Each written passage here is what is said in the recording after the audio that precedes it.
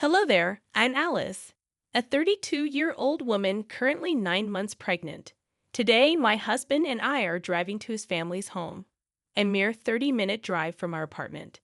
It's a short trip, so we often visit 2 or 3 times a month. This time, we're especially excited because my mother-in-law is baking her famous apple pie. My mother-in-law is a sweet lady. After losing her husband last year, she was really down and didn't know what to do. But she's recovered now and is eagerly waiting for the birth of her grandchild. However, not everyone is thrilled about our baby. My sister-in-law, Brianna, is one of them. According to my mother-in-law, Brianna married 6 years before us, but hasn't been able to conceive. She even started fertility treatments 2 years ago, but still no baby. With all the pressure, she's become quite irritable lately. My mother-in-law advised us to avoid Brianna as much as possible, so we usually visit when she's not around. But today, to our surprise, Brianna showed up unexpectedly. Well, long time no see, Alice. You've put on some weight, haven't you? You're not just lazing around at home because you're pregnant, right? You look like a seal, all round and ready to roll down a hill, she said sharply. I was dumbfounded by her immediate and harsh remark. Hey sis, how can you say something like that right off the bat? She's 9 months pregnant. Of course, her belly's going to be big. You're going to make enemies with pregnant women all over the world talking like that. My husband quickly jumped to my defense, leaving me speechless. Oh, please, I'm just thinking about Alice. It's tough if a pregnant woman gets too heavy. I just want Alice to be aware of her responsibilities as a mother, Brianna claimed, pretending to be concerned. I knew arguing back would only cause more problems. Thank you, sister-in-law. Yes, you're right. I should be more careful. I chose non-confrontational words, but she huffed and said, just because you're pregnant doesn't mean you can be lazy. Start cleaning this house right now. You're lacking exercise, right? You can at least do that much. She handed me a broom and dustpan, demanding I clean. However, after being scolded by my mother-in-law and my husband for harassing me, Brianna sulked and secluded herself in an upstairs room. I'm sorry, Alice. She just showed up all of a sudden. I told her to leave. My mother-in-law apologized with a regretful look on her face. It's fine, mother-in-law. I'm not bothered, I reassured her.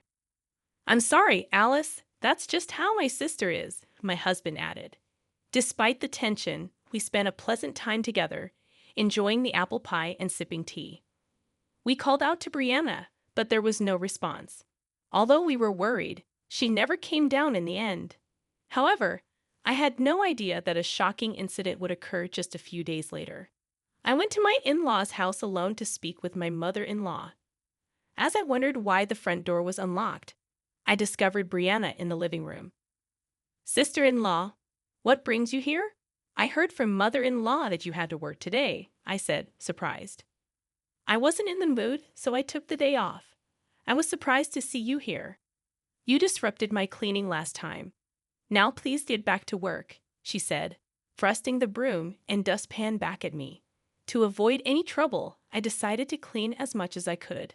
But that day, I was feeling discomfort from early morning, and during the cleaning, I began to feel pain in my stomach.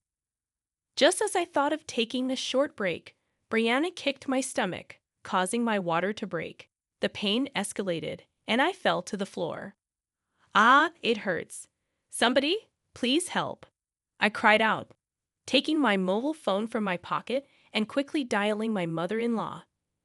The baby is in trouble, I managed to say before losing consciousness. When I woke up, I found myself in a hospital bed with an IV in my arm and my body wrapped in an electric blanket. Where am I? What about my baby? I tried to sit up, but the pain in my abdomen stopped me. My stomach, which was supposed to be large, had shrunk, and I was shocked. I pressed the nurse call button, and when the nurse arrived, I asked what had happened. Apparently, my water had broken, and I had to give birth via emergency cesarean. The baby was small and in an incubator but was in good health. My mother-in-law and husband, who had rushed to the hospital, were informed by the doctor. Their faces were red with anger. I decided to visit the baby once I felt better and tried to sleep as much as possible to recover quickly. However, the next day, an unbelievable pair showed up in my hospital room. My sister-in-law, who had kicked me, and her husband. They entered without knocking, their impudence making me frown. When they suggested, "We'll pay you, let's settle this," I felt a chill run down my spine. When I refused, they lashed out at me with every offensive word they could think of, directed at my tired face, still recovering from the cesarean operation. Thinking about how my daughter had to go through such an ordeal because of these people, something inside me snapped. A settlement? Are you kidding me? You must be joking. I'll ruin your life, I declared, my voice shaking with anger. Enraged by my words, they continued shouting. "What are you saying?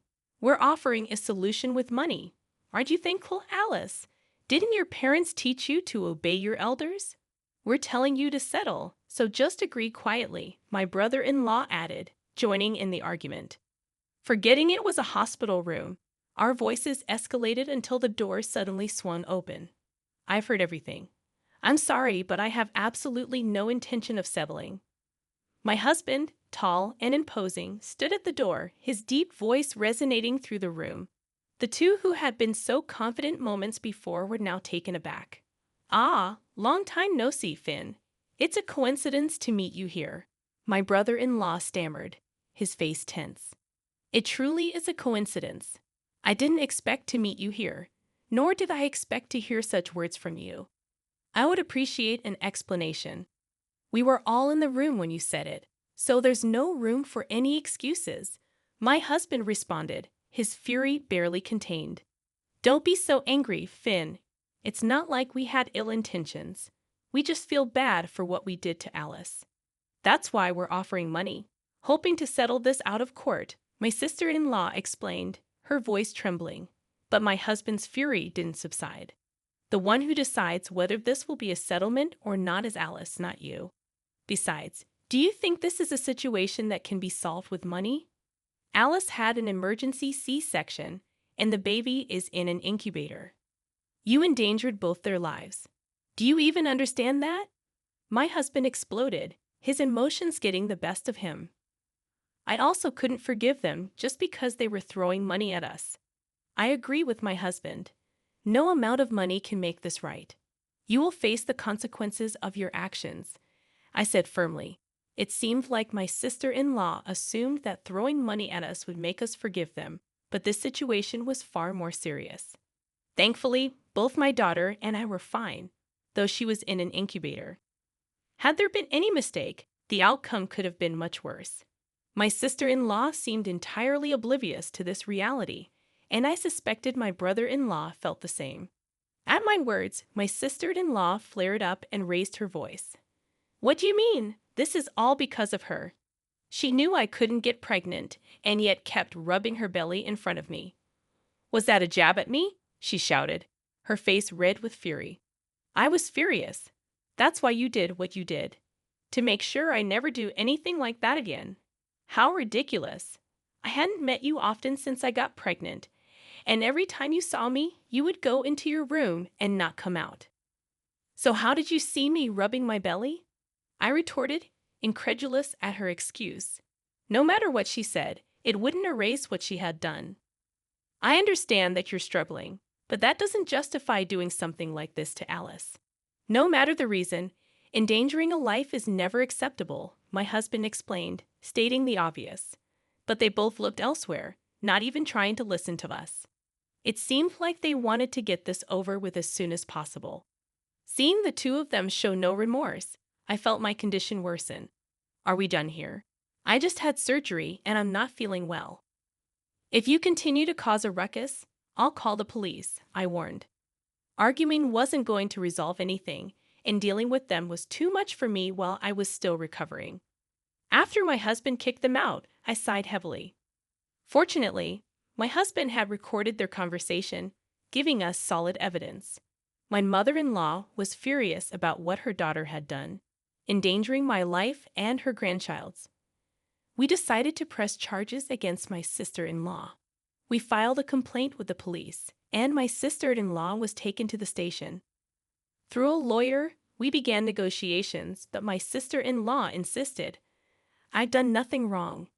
This woman has been flaunting her pregnancy in front of me, causing me emotional distress while I struggle with infertility. She's not innocent either, so she should be open to a settlement. At first, she was eager to pay any amount, but then she began claiming her innocence, suggesting we both were at fault. She had been intimidated by my husband at the hospital, but now, determined to avoid paying, she put up a stubborn fight.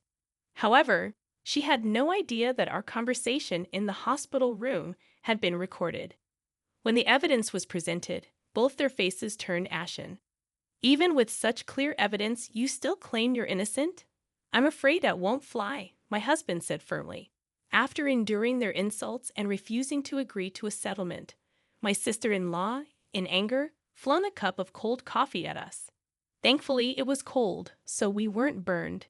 Their outrageous behavior and language resulted in additional charges, forcing them to increase the compensation amounts. Trying to calm his infuriated wife, my brother-in-law left the office with her. Given the assault charges and their behavior, the amount we demanded became substantial. When we told my mother-in-law what had happened, she looked deeply remorseful. I'm so sorry for what my daughter has done. There's no need for you to agree to a settlement. I'll make sure she faces the consequences, she apologized tearfully. I couldn't help but feel incredibly sorry for her. In the end, my sister-in-law was ordered to pay hefty compensation. Shocked by the amount, she called me repeatedly, insisting we reduce the amount because we were both at fault. I couldn't comprehend how she could argue this after all she had done. No matter how many times you call, the answer remains the same. We have no intention of reducing the amount or agreeing to a settlement. Honestly, your calls are becoming a nuisance. Please stop, I snapped at her. This caused her to lose her temper, and unbelievably, she barged into my apartment. Hey, you're there, right? I know you're in there. Get out here now, coward, she shouted, pounding on the door. I was resting on the sofa, still in pain from my surgery. What on earth are you doing? Is everything okay with you? Your shouting is disturbing everyone else. Please stop, I yelled back, but she continued to bang on the door. It was past 8 p.m., and there were elderly people and families with babies in the apartment.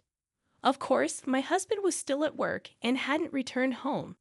Since I got discharged from the hospital, I had been visiting my daughter every day, feeling unwell and now dealing with my sister-in-law's unannounced visit. I was at my wit's end. No matter how many times you come here, my mind won't change. Please don't come here anymore, I said, fighting back despite feeling unwell and pale. But my sister-in-law was desperate for a settlement, ignoring my concerns. I didn't do this because I wanted to, you know. It's because of your intrusions that things have come to this. It's presumptuous of you to get pregnant before me. Shouldn't you have been more considerate and waited to get pregnant after us? She ranted. It seemed she saw pregnancy as some sort of competition. I don't think pregnancy is a competition or that it's more honorable to get pregnant first. But for my sister-in-law, who has struggled with infertility for many years, it seemed like she viewed pregnancy that way. Everyone has different values, I thought, exhausted by the ordeal. But that's no excuse to hurt others. I understand you're upset about not being able to have children, but that's no reason to hurt anyone. I cannot forgive you for putting my daughter in danger. For that, you will be held responsible. Above everything else, the fact that she had endangered my daughter was unforgivable. Just then, the sound of sirens could be heard outside.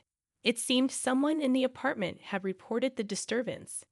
Well, I suppose if you're banging on someone's door and yelling at this hour, it's inevitable that the police would be called.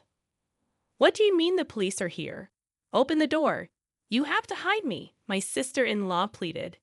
Despite her pleas, I had no intention of hiding her. The police arrived at the apartment and began questioning her. I explained the situation from my perspective. Just at that moment, my husband returned home, and I filled him in on what had happened. Considering everything that had transpired, my husband told the police everything, and they took my sister-in-law away. That night, my brother-in-law called to tell me he was divorcing my sister-in-law and asked me not to involve him in the issue, a rather self-serving request. Apparently, one of my husband's colleagues had been at the hospital where I was admitted and overheard my brother-in-law's conversation. When he got to work, gossip spread among the female employees, and my brother-in-law was looked down upon. The situation worsened, and somehow the story reached the HR department. Realizing he couldn't talk his way out of it, he confessed everything. He was then told that someone like him couldn't stay at the company and was being transferred to a regional office. I can't deal with her issues anymore. If any more problems arise, I'll be fired. So please leave me out of it, he said before hanging up. I haven't heard from him since. Afterward, we received substantial compensation from my sister-in-law. To ensure she would never come near us again, we changed our phone numbers and moved away. Even if she ran out of money and needed help, she wouldn't know where to find us. A few months later, my daughter was discharged from the hospital. She didn't have any lingering effects and was growing up healthy. Rumor has it that my sister-in-law was in substantial debt. At first, she moved from friend to friend, but she never contributed to living expenses and stayed too long, so they kicked her out. Now, with no place to live and no money, she is working part-time to pay off her debt.